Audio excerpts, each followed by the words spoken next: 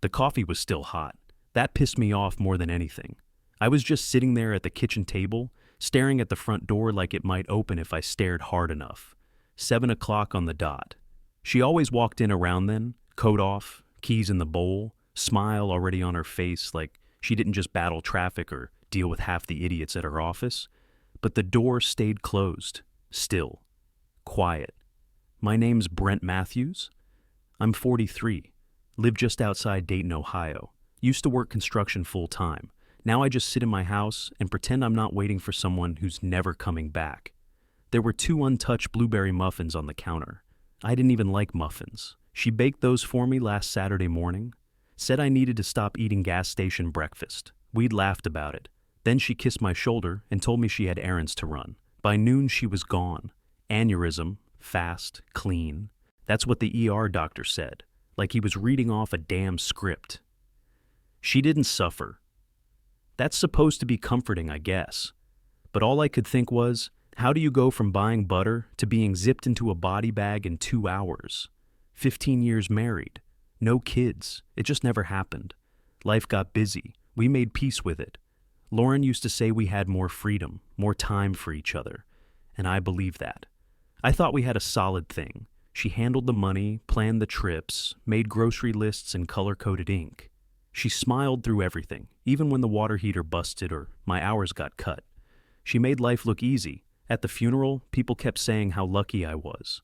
She was a gem. She was one of the good ones. I didn't say much. I just nodded and stared past everyone. My sister Angie flew in from Arizona and sat next to me like we were close. We're not, never have been. But that night, after everyone left, she stayed behind. I was cleaning up coffee cups and folding chairs when she dropped it. Said Lauren had loaned her some money months back, 10 grand. Nothing crazy, she said, just a little help when I needed it. I stood there, blinking. Lauren never mentioned a loan, never said Angie was struggling, never even hinted at it. I asked Angie when it happened. She said January. Said Lauren told her not to bring it up. She'd handle it herself. Then she had the nerve to ask if I'd settle up when I got a chance. I didn't answer. I just stared at her until she got uncomfortable and grabbed her coat. Later that night, I couldn't sleep. I kept looking at Lauren's slippers by the couch, her damn tea mug still on the end table. And for the first time since she died, I felt something crack open in my chest. Not grief, not yet. Doubt. I was putting away Lauren's laundry, the last load she ever washed, when I found the key. It was tucked behind a stack of folded socks in her top dresser drawer, a small silver thing with a red plastic tag. I flipped it over. Econolock 502. The second I read it, I remembered asking her about it a few years back. I'd seen it clipped to her old car keys once. She laughed, waved me off. Just old paperwork from before we met, she said. Nothing exciting. I believed her. That was stupid. I plugged the address into my phone and headed out. It was drizzling, the kind of cold Ohio rain that seeps through your sleeves no matter how fast you move. Econolock was 30 minutes west, just past the railroad tracks. Industrial strip, wide streets, auto shops, and shipping warehouses. Unit 502 was halfway down a row of dented blue doors. I unlocked it, half expecting dusty boxes or a beat-up treadmill. What I got was silence and a full-blown punch to the gut. No furniture, no junk. The space was clean, lit by one flickering fluorescent.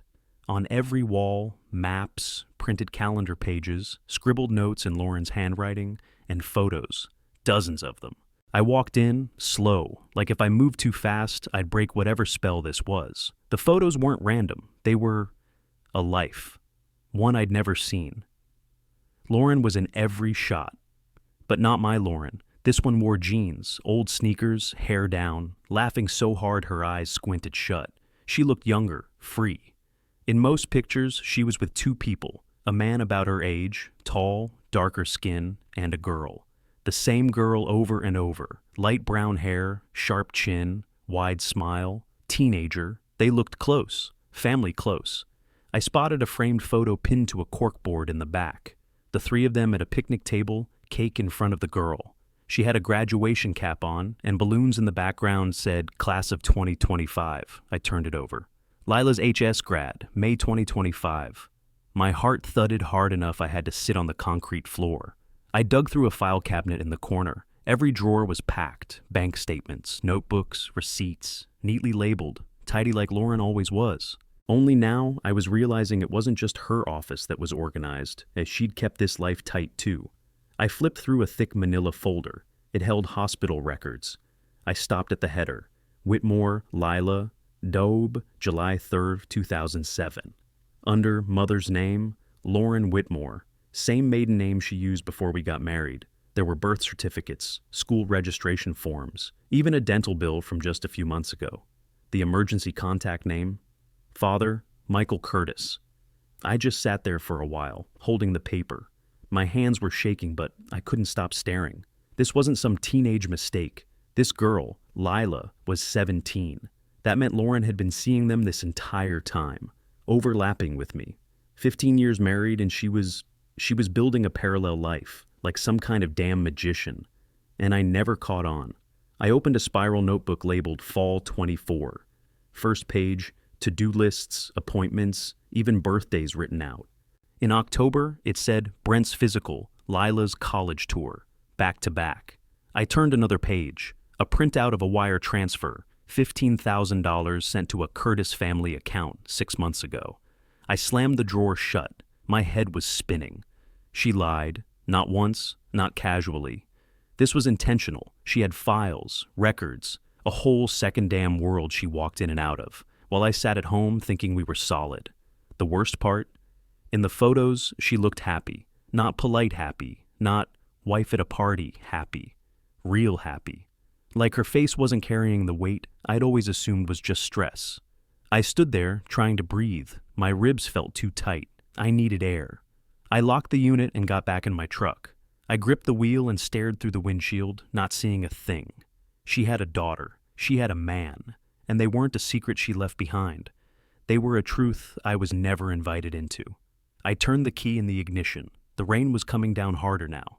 I didn't know who to be mad at yet, but I knew this. Lauren wasn't who I thought she was, and I was going to find out everything. I sat in the dark, just staring at the storage key on the table.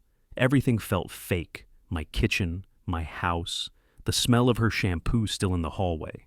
I hadn't eaten, hadn't moved much since I got back. I kept looking at the pictures I'd snapped on my phone from the unit. Lauren with that man, Lauren with the girl, that girl, Lila, her daughter. And then came the knock. I flinched, stood up too fast. For a second I just stared at the door, wondering if I'd imagined it. But it came again, 3 soft knocks. I opened the door, heart pounding, and there she was. The girl from the photos. Same light brown hair, pulled back in a loose ponytail. Gray hoodie, jeans, a backpack over one shoulder. Her eyes looked tired but steady. "You must be Brent," she said. "Lauren was my mom." I opened my mouth, but nothing came out. My brain short-circuited. Seeing her in person, in my doorway, it was too much. "I'm sorry to just show up," she said, calm like she was used to this kind of awkward. "I saw the obituary online. I thought maybe I should come." I stepped back and let her in. Didn't say a word until we were both in the living room. She stood there looking around, eyes stopping at the framed photo of me and Lauren from our 10th anniversary on the mantle. "She kept everything separate," Lila said. "She told me about you, though. Said you were her stability." I blinked hard. "You knew about me?" "Yeah, since I was about 10. She didn't lie to me. She just said it wasn't your choice to be involved." I sat down slowly, feeling like I'd been gut-punched again. "So you knew she was married?" "She said you were a good guy. She didn't want to ruin your life." I almost laughed, but it came out like a cough. "She did that anyway." Lila didn't flinch. She reached into her bag and pulled out a plain envelope. "It's for you," she said. "She gave it to me a couple months ago. Told me to bring it if something happened." I took it from her. On the front, "In case of emergency. For Brent." My hands shook as I opened it. Inside, a typed letter. Informal but careful. Not notarized. Not official, but personal. Lauren's name signed at the bottom. It mentioned Lila by full name, explained a scholarship fund she'd set up in Lila's name, and referenced a safety deposit box she'd opened at Union Bank under Whitmore. "She didn't leave a real will," Lila said. "She said she didn't want anyone fighting over anything, but she trusted you. She trusted me? I snapped, louder than I meant to. She hid a whole damn kid from me. Lila didn't back down.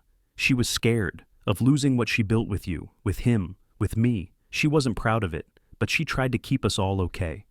I looked back at the letter, not really reading anymore. My brain couldn't keep up. She sent me this too, Lila said, holding out her phone.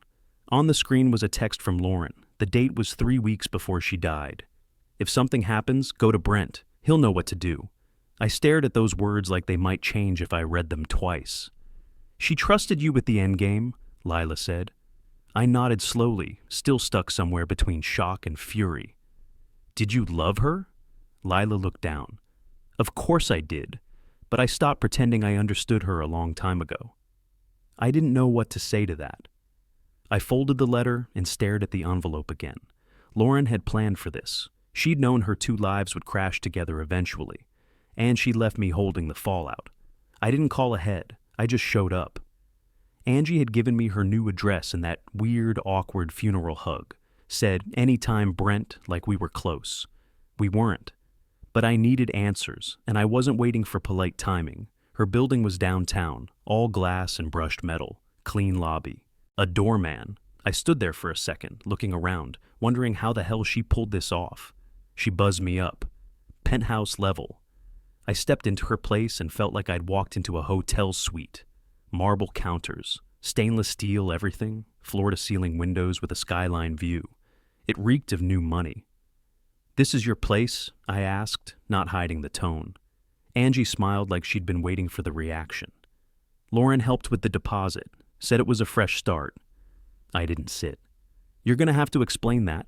She shrugged, leaned against the counter with a glass of water like we were catching up. The loan I mentioned, it wasn't just a one-time thing. Lauren wanted to help me get out of a bad place. Bad place? I snapped. You were in Sedona, posting beach pics with a margarita in your hand. She knew what I was going through, she said, brushing past it. She said you didn't need to know, that it had just caused more stress. I looked around again, and that's when I saw it.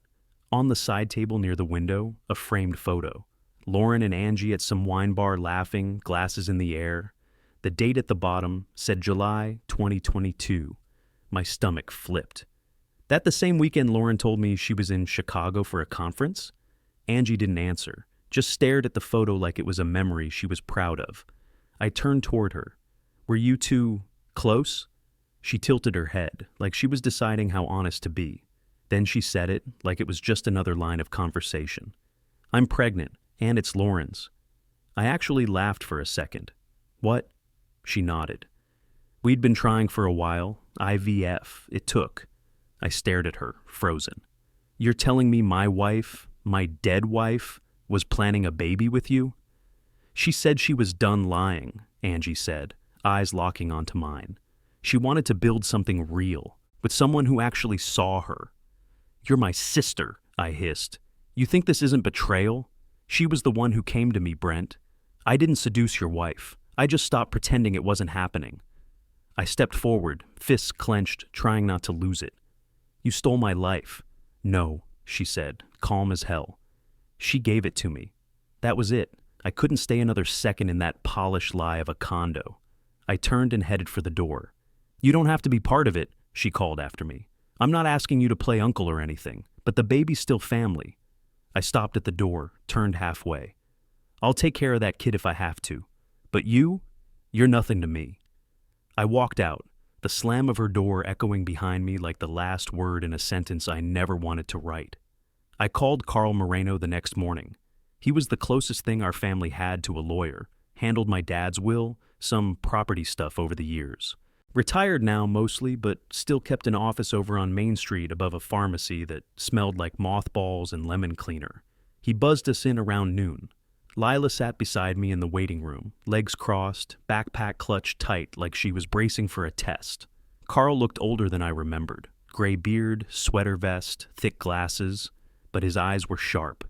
Heard about Lauren, he said, shaking my hand. I'm sorry, Brent. She was a... He stopped himself, looked at Lila, and nodded. Why don't you tell me what you've got? I slid the envelope across his desk. Unofficial will, safety deposit key. Lila's name's in it. He opened it, scanned quick, then adjusted his glasses. No lawyer signature, but it's clear. She left instructions. Deposit box under Whitmore, Union Bank. I'll need to call ahead, but we can get in today. Let's go, I said. I want it open now. The drive was silent. Union Bank was a cold beige building on the edge of town, all tinted windows and fake plants. Inside, a woman in a navy blazer walked us to the vault. Carl showed ID, passed over the papers. She unlocked the box and stepped back. I opened it. Inside were three things: a sealed envelope with my name, a thick black binder labeled Holdings, and a USB drive in a plastic case. My hands were sweating. I picked up the envelope first and tore it open. Lauren's handwriting, neat, exact. Pages stapled together. I read while Carl flipped through the binder. Brent, if you're reading this, I'm gone. And I'm sorry for everything I hid. I didn't lie to hurt you. I lied because I didn't know how to live one life without killing the other. Before you, I was married, briefly. I had Lila when I was 22. The marriage didn't last, but Lila did. Then I met you. You were safe, steady. I needed that. But I never let go of the other side. I thought I could balance both. I know now I was wrong. The USB holds everything: accounts, investments, emails. Frostline Logistics is mine. I started it under a shell company. Some of it's legal, some might not be. You'll have to decide what to do with it. I trust you, and I trust Lila. Please protect her. And if there's anything left to salvage between you and the truth, don't let my mistakes keep you from trying. Lauren? I read it twice, then handed it to Lila. She didn't say anything, just held the pages like they weighed 50 pounds. Carl cleared his throat. This binder shows partial ownership of a shipping company, Frostline, based out of Indianapolis. Lots of LLC layering. Very off-the-books feel. I looked at the USB. You think it's all dirty? Not all, but a lot of transfers went through third parties. Some are overseas. No tax records filed on several entities. If she was moving money, it was intentional. Lila finally spoke. She said she was trying to build a future. I just thought it meant college funds. Not this. Carl nodded. Could be she was cleaning it up before something went bad. Or maybe she got in too deep, I muttered. I shoved the USB in my coat pocket. We're keeping this, all of it. Carl raised a brow. You might be sitting on something valuable. Or dangerous? Both, I said. Sounds like Lauren's specialty. I looked at Lila, and she looked right back. This wasn't about a double life anymore. It was a minefield. And we were walking into it, blind. That night, the house felt different, the kind of quiet where every little creak had weight. Lila had gone upstairs to shower. I sat in the living room with a bottle of warm Coke, staring at the USB like it might jump out of my coat pocket. Then my phone rang. Unknown number, no caller ID. I answered. Yeah? A smooth voice slid through the speaker. Brent Matthews. I was hoping we'd speak sooner. Who is this? Grant Keller. I was Lauren's silent business partner. I stood up, already tense. What do you want? She and I had an arrangement. Some of the accounts she touched, Frostline included, were part of a pipeline, private clients, discreet flows. We trusted her with a lot. You mean money laundering? He chuckled. Call it what you like, but she had access to assets that were never meant to go missing. I walked into the kitchen, pacing hard. If this is a threat, you can save your breath. I'm giving you a chance to do the right thing, return the company property, the USB, the files. There are offshore accounts tied to people who don't like exposure. I gripped the phone tighter. She's dead. If you had something to settle, you should have handled it while she was alive. Lauren was separating herself. She just ran out of time. Now you've stepped into her shadow, and it's not a safe place to stand. I hung up. My hands were shaking. I locked the doors, checked the windows. Upstairs, I could hear the water shut off. 2 minutes later, Lila came down in sweatpants and a hoodie, towel around her neck. She looked at me weird. You good? She asked. Someone named Grant just called. Says he worked with your mom. He wants the USB. Her face went pale. She pulled out her phone. I just got this. She held it up. An Instagram DM from an account named Blaze37. It read, She told you too much. Time to forget. Jesus, I muttered. This isn't just messy, it's dangerous. We called Carl. He picked up fast. Keep everything, scan copies, start a digital trail. If they're threatening you, they've got something to hide, and that means leverage. Don't reply to anything. Document it all. Lila hung up, then froze like something just hit her. What? I asked. She opened her backpack, pulled out a thin folder sealed with tape. This came to my dorm last month. No return address. I forgot about it. She ripped the tape. Inside was one piece of paper, an address in Atlanta. No note, no name, just a sticky tab on top. Only if you're scared. I remember this, she whispered. She used to say if something ever felt wrong, like really wrong, I should find the fixer. That's what she called him. Who? Jerry Ralston. He's the guy that helped her set up Frostline. She said he keeps things clean when they go bad. You trust him? She shook her head. I don't trust anybody right now, but she sent it for a reason. I looked at the folder, then at her. We were out of our depth, way past shock, way past betrayal. This was pressure from people who didn't threaten twice. We needed someone who knew the game. I grabbed my coat. Pack a bag, I said. We're going to Atlanta. We hit Atlanta by early evening. No music, just the sound of the road, and both of us thinking way too loud. The address Lauren sent wasn't in a nice part of town. Narrow streets, peeling paint, a row of old townhouses with bars on the windows. Number 46 had blackout curtains and 3 cameras pointed at the front door. I knocked once, no answer. I knocked again, harder. A voice came through the speaker by the door. Brent and Lila, took you long enough? The door buzzed open. Inside, it was cooler than I expected. AC blasting, even though the place looked like it hadn't been touched since the 90s. Dirty tile floors, exposed wires, and a back room lit up by rows of old servers, humming like bees in a box. The man standing by the rack looked like he hadn't slept in days. Long gray beard, oil-stained sweatshirt, thick glasses. You're Jerry, I asked. He nodded. Lauren said you might show up. Figured it'd be sooner, honestly. Lila stepped forward. She said you were the fixer. I used to be. He motioned us into the server room. Now, I just collect secrets and wait for people to screw up. He opened a metal drawer and pulled out a flash drive sealed in a plastic sleeve, dropped it on the table between us. She left this with me in March, he said. Told me if anything happened to her, it'd be your problem next. I stared at it. What's on it? Encrypted files, ledgers, account routing, names tied to Frostline and 5 other shells. Enough to collapse a dozen offshore setups if you hand it to the right people. Lila looked stunned. So, she was going to flip? Jerry nodded. She spent 4 years laundering money for people who smile in courtrooms. She wanted out. That's rare. Usually people like Lauren go deeper. She started scrubbing things, disconnecting. Then someone noticed. I crossed my arms. You think she was murdered? He didn't answer right away. Just tilted his head, watching me too closely. I think your sister knows more than she's letting on. My stomach dropped. Angie? He raised an eyebrow.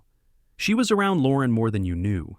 She knew about the money, the structure, maybe even the escape plan. She's pregnant, I said, like that meant anything anymore. Jerry didn't blink. Then she has something to lose, and that makes her dangerous. I looked down at the drive. So what? This is the firepower? He gave a short nod. You've got the match and the gasoline. Now, choose what to burn. I reached out, took the drive, slid it into my coat. You're not going to help? I've done my part, Jerry said. You want justice? Go to the feds. You want revenge? That's your own mess. But whatever you do, don't wait. They're already watching you. Lila's voice was quiet. What happens if we just walk away? Then someone else dies, Jerry said. That's how this game works. We left without saying much else. Back out into the thick Georgia heat, sweat sticking under my collar. Lila stopped at the passenger door. You believe him? Every damn word. I texted Angie 2 words. Lunch tomorrow? She replied 3 minutes later. Sure. We met at a quiet diner on the outskirts of town. Back booths, fake leather seats, smells like fried grease and burnt coffee. I picked it on purpose. Public, low drama, too dull for her to stage anything. She walked in with her usual smug smile and a scarf wrapped around her neck like it was a fashion show. Sat across from me and ordered a kale wrap like that mattered. You look better, she said. Healthier. I didn't respond. I let the silence stretch until the server dropped off our drinks and walked away. Then I leaned forward. I know about the money, the kid, the manipulation, all of it. Her face didn't change, not right away. I told you already, she said. Lauren made her own choices. I reached into my coat and slid the flash drive across the table, slow and deliberate. One copy's with Carl, another went to the feds. Try me. That cracked her. The calm drained from her face like someone flipped a switch. She grabbed the drive with both hands and clutched it like it might disappear. You didn't have to do that, she whispered. You don't know what this could do. No, I cut in. You didn't have to lie to me, to use her, to use me. She was going to leave you, she snapped. We were building something real. She promised me a future. I didn't flinch. You stole the one I already had. She tried again, softer this time. Brent, please, I'm pregnant. This ruins everything. You ruined it yourself, I said. I'm not doing this for revenge. I'm doing it to make sure you don't hurt anybody else. Her hands were trembling now. I didn't mean for it to happen like this. You don't mean betrayal, I said. You choose it. She blinked fast, like she was trying not to cry. I stood up. I'll help that kid if they ever need me, but I'm done with you. I left her there, head down, clutching a napkin in one hand and that drive in the other, like it could save her. Back home, Carl called. Redacted version went out today, he said. IRS flagged it. They'll move slow, but it's moving. Good, I said. Let it crawl. That night, Lila sat on the back porch with a stack of papers in her lap. I brought the lighter fluid. She looked up at me, then down at the pile. Lauren's handwritten logs, frost-line ledgers, fake shell addresses. You sure? I asked. She nodded. We backed it all up. The rest of this doesn't belong in the world anymore. I lit the first edge, watched it curl and catch. She tossed in another sheet. This is it, she said. The last piece. Not the last, I told her, but enough to breathe again. She nodded. I applied to a school out of state. Art program, small town, real quiet. You get in, I'll help cover it. Lauren left some clean funds aside. We'll use that. She looked at me for a second like she was trying to figure out if I really meant it. Then she smiled, small but real. Thanks, she said, for not running. I thought about it, I admitted. But I owed her more than silence. And I owe you better than confusion. The last of the papers turned black and folded in on themselves. Ash drifted across the yard, like confetti from something no one should celebrate. I looked up at the night sky and let myself feel still for the first time in weeks. 3 weeks later, I dropped my last box on the hardwood floor of a tiny rental house in McMinnville, Oregon. 1 bedroom, cracked driveway, no dishwasher, perfect. My brother Ray had a workshop 2 blocks over. Custom cabinets, repair jobs, odds and ends. He got me a part-time gig hauling lumber and sanding down slabs. Nothing fancy, just enough to keep the lights on and my body tired. That's all I wanted. Something simple. The day after I moved in, a postcard showed up.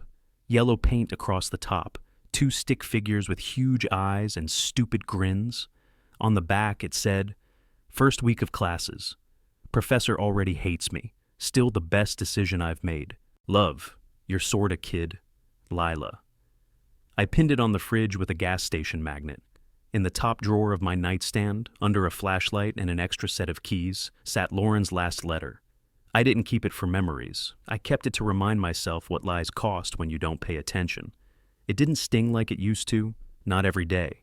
Some mornings I'd catch myself waiting for a voice that wasn't coming, or a smell from the kitchen that didn't exist. But it passed. The place had a narrow yard, long and quiet. Half-dead grass, nothing but pine trees behind the fence. Every evening I walked the edge of the property with a beer in hand, just breathing in the cold. It felt clean. No whispers in the walls, no folders in hidden drawers, no second lives waiting in glove compartments. Just wind and birds, and a mailbox that only held bills and pizza coupons. That night, I stood on the porch, watched the sun drop behind the hills, and let myself believe it. This peace wasn't a pause. It was mine.